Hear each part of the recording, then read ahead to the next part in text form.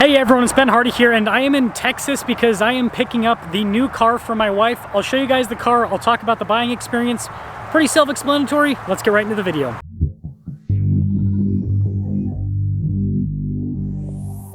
Now I do quickly want to mention that I'm not using a gimbal for this video, so the footage is going to be a little bit shakier compared to normal. But anyways, you guys can see I purchased a 2021 Toyota Sequoia TRD Pro finished in Lunar Rock. This is the new mommy mall crawler. So of course it's got the cool TRD Pro wheels. We've got the roof rack up top, and well, it's got the pretty much like all blacked out interior. It does have TRD Pro on the headrest, and it actually does have a center locking differential.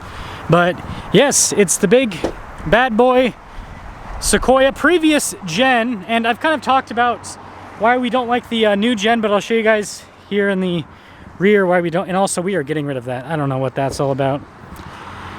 The previous gen has solid storage behind the third row, and you can fold the third row down flat. The seats are currently drying. It was just detailed thanks to the Toyota dealership here.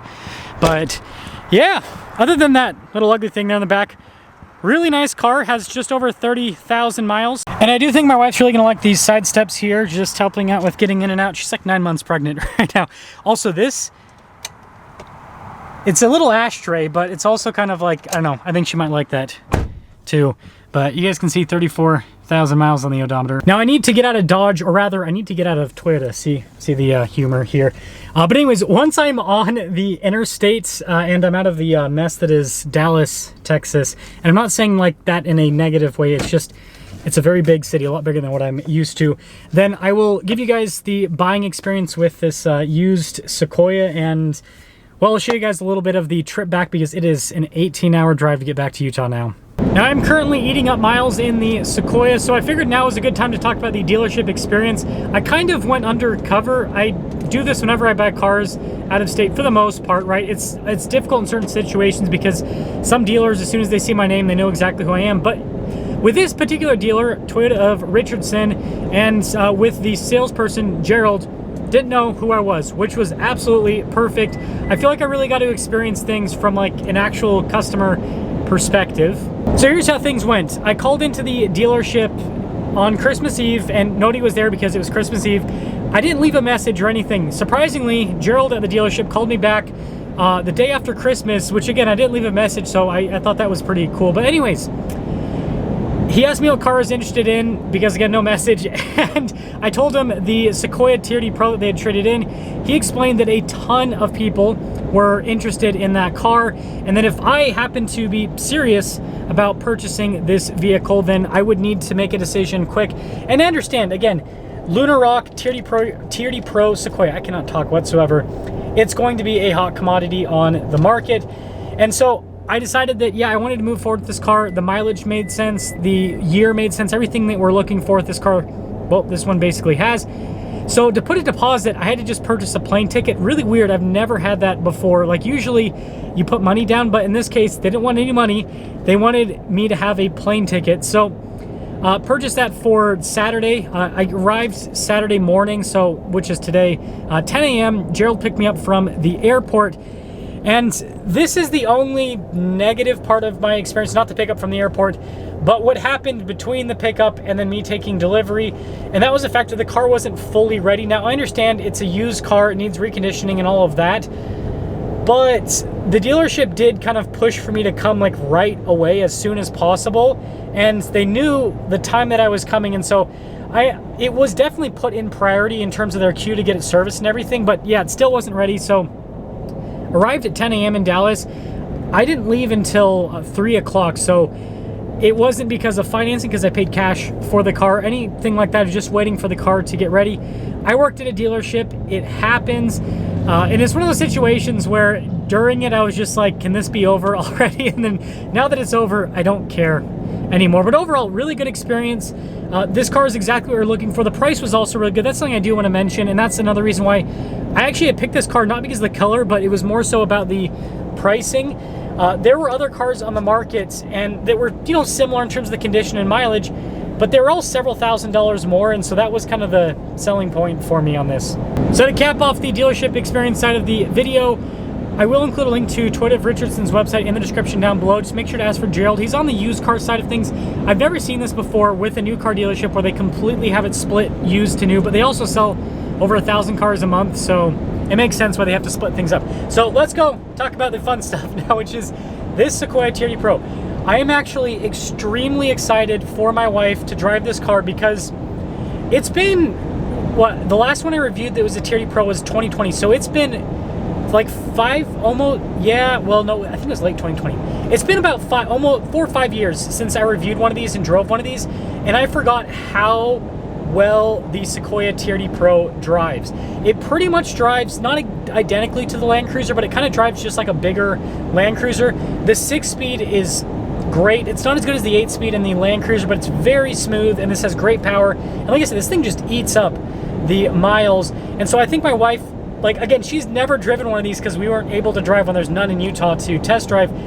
I really do think she's going to like this as a replacement for the Land Cruiser because it drives so similarly, but then it has the extra space in the back. Now, side tangent, Texas is absolutely massive. You guys can see we're just chewing through the miles here. I will say, Eastern Texas, I've never been to Eastern Texas before, only Southern and Western Texas, more Southwest. Anyways, beautiful. Dallas was a lot prettier than I thought it would be. I would say that it's probably one of the prettiest big cities that I've ever been to. The ugliest, if you guys are wondering, is definitely Los Angeles. Sorry. It had to be said. That place just is absolutely soulless, or feels soulless. But definitely not Dallas. It's just cool to set up all the waterways, the trees, and then surrounding it, all the farms. It's a really cool metropolitan area, and there's a ton of people there. I will say though, hopefully you guys don't get too offended. Dallas is definitely the yuppie city of Texas, at least in my experience so far, because last time I came to Texas, I went to San Antonio, and it was like good old-fashioned Southern kind of like, I don't know, culture. Dallas is definitely like urban, yuppie, just, it reminds me of the difference between, I would say, Provo, Utah and Salt Lake City, Utah. Salt Lake City's mega yuppie.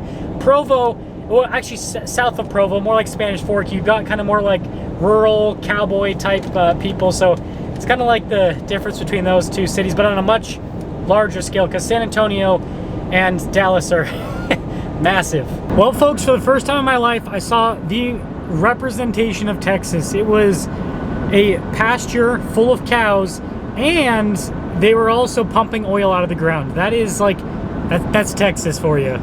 So, quick update, we are still driving, but with the features in the background, you can see that we are closing in on Moab. Now, it is starting to somewhat let up, but as soon as I got to Green River, it turned into massive fog like this. Usually don't see this in Utah, but sometimes it happens. Well, our journey has finally come to an end, and yes, that was a very long journey. Now, I want to mention a few things. So first off, I'm going to have a separate video with my wife reacting to the new Sequoia. I'll basically have her review it so you guys can get her, you know, full impressions on it, rather than just having like a short 30-second clip of her saying, hey, I like it or I don't like it. So that'll come in the near future. Don't you guys worry. Hopefully she likes it. I mean, I just drove over 1,000 miles with this, so yeah, hopefully she likes it. And I will say that was definitely the journey. There was a lot of, I mean, on the way there with the plane ride, tons of turbulence, so that was definitely a fun thing. And then tons of weather, not like the worst, but the fog was definitely exciting. And there's just a lot that I didn't think that I was gonna have to deal with. And I didn't eat the entire time, so I haven't had food for 2 days, which is why I was just at the grocery store getting some food so I can have my first meal. And I will say, fasting while I'm at home working is not that difficult, to be honest, but fasting when you're away from home is a lot more difficult, because it's like you have, I don't know, that was just something I haven't experienced before. And on top of that, I didn't do any sort of like hotel rooms or anything like that. I just slept in the back of the car with no heat, and let's just say that I didn't get that much sleep. I think I slept like a total of maybe 2 hours ish, maybe 3 if I was lucky. And so I've been up since, so today is Sunday, we're at past 12 o'clock. I've been up since 3 o'clock on Saturday. So I'm probably gonna eat a bunch of food, go to sleep. That's why this video makes no sense at the end. Anyways, see you guys.